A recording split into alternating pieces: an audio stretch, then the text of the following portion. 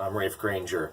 So I recently posted a Facebook post from a cartoon article that I had seen, and it's called CLiPs. And what it is, it's a bunch of stick figures being described by the author, and a clip is a chronically late insane person.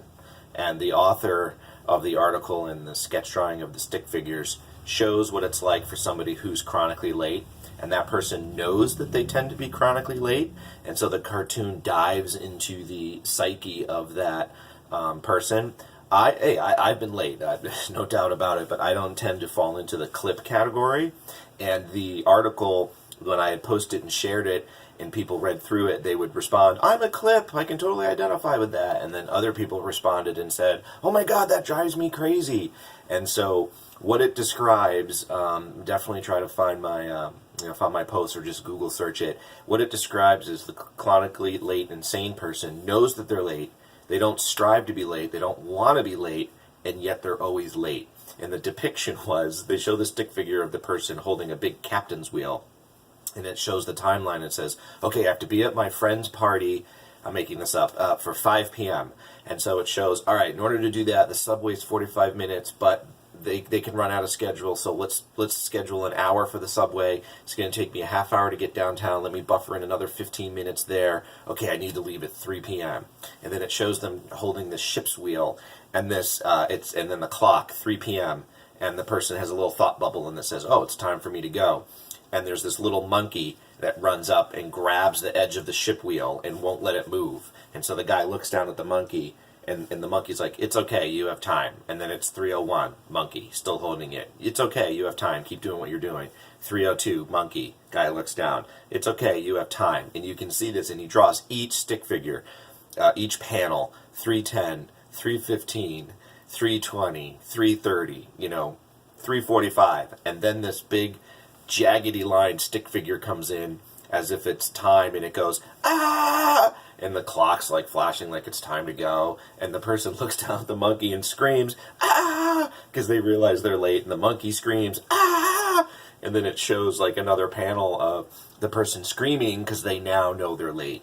And so what I really loved about this article was the author hypothesizes about the fact as to why they do it, and why do they get themselves in this situation. And again, they don't want to be late, they don't want to be late for their friends, they don't want to be in that situation, and yet they keep doing it. That's the insane part, the chronically late insane person. And they, what they hypothesize is that the thing that they're doing in the moment has more pull, more allure, more draw than the thing that you have to go to next. And it's as if the person's like, I know I'm going to like the thing that I have to do next, but it's like I can't stand the transition. And I thought that was brilliant. Like, what a brilliant observation. But aside from my thinking that, I thought the other thing that was interesting is a lot of people chimed in on this in the comment section, and they had, had a lot of thoughts about that. There were thoughts that, there's really no excuse, you just need to, plan better, and other people like, listen, time's kind of this abstract concept, it means different things to different people, and it's really quite fascinating. I guess my takeaway from this is, what I like to share when I talk about time management with my business clients is, I had observed an organization, the Dave Ramsey organization out there, and they run a really great organization. And one of the things that they do is, if you have a phone appointment scheduled with them at 3 o'clock, they treat that phone appointment as if it were a person-to-person meeting. In other words, people seem to think, yeah, person-to-person, that's I got to be on time for that. But phone call, the person will understand if I'm 7 minutes late. They don't do that. 3 o'clock comes, they're ready for that phone call, which means their 2 o'clock phone call that's supposed to end at 3, they ended at 3. And I know that because I've been on the receiving end of that.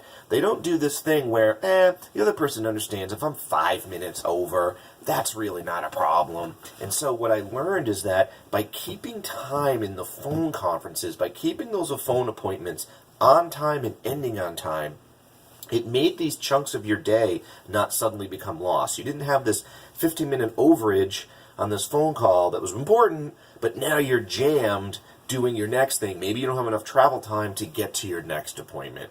So I guess that's my takeaway from this. Other than the really interesting article, I recommend you look it up. and Chronically Late Insane Person. Just Google that.